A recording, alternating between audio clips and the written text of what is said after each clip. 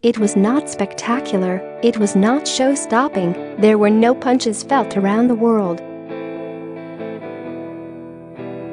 But this was Anthony Joshua, the maturing world champion.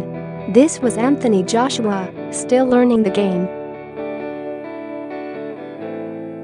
This was Anthony Joshua, disciplined and professional. This might have been Anthony Joshua being taken the distance for the first time as a professional, but a 21st victory of an unblemished career was never in serious doubt.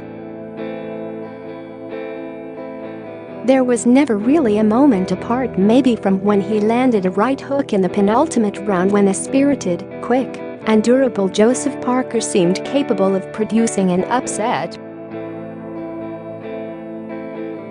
The announcement of a unanimous points decision was a formality. So what next for Joshua? A unification fight with Deontay Wilder is the obvious endgame, with the prize of being the first heavyweight to hold all 4 major belts up for collection. Joshua now wears the WBA, IBF and WBO versions. The financial ramifications would be suitably mind-blowing. There was an element of whimsy when he once wondered whether he could become a sporting billionaire, but that would not sound remotely ridiculous if he dispatched Wilder. Joshua, though, might want 1 or 2 more contests before a defining fight with the American. Even at 28, Joshua actually does not have too many miles on the professional clock. But his and Wilder's promoters might not want to wait. And there will be something other than telephone number dollars on the line. Joshua is already a towering figure in British sport, and there is a clear path to becoming one of the world's greats. He can restore the world heavyweight title to its place at the pinnacle of sporting achievement. He can restore its iconic luster. He can do it without the grubby trash talking, without the nonsense, without the flashiness.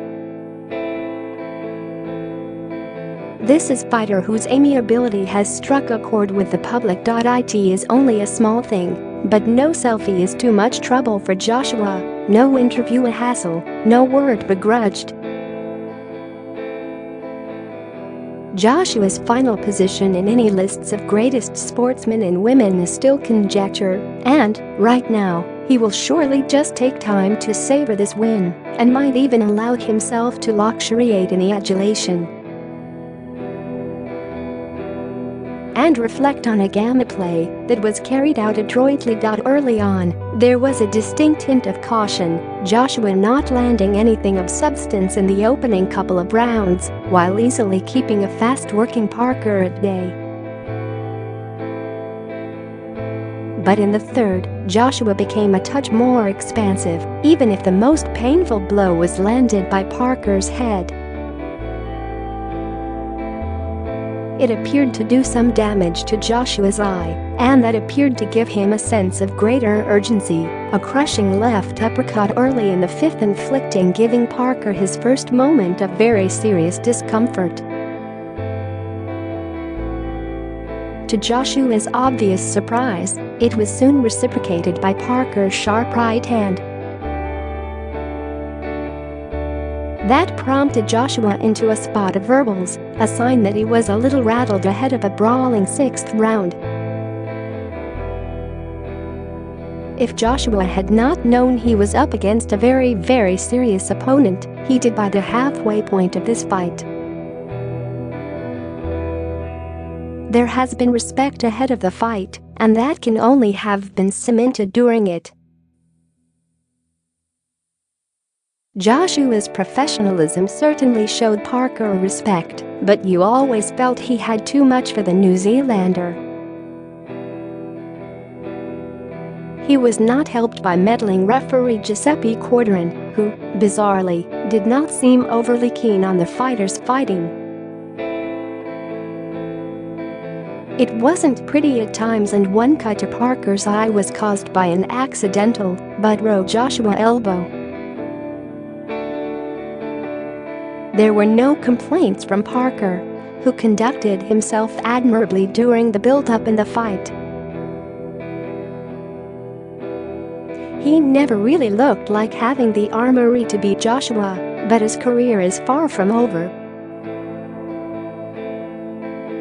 Joshua's, of course, is heading for even greater stardom, greater riches and a greater legacy.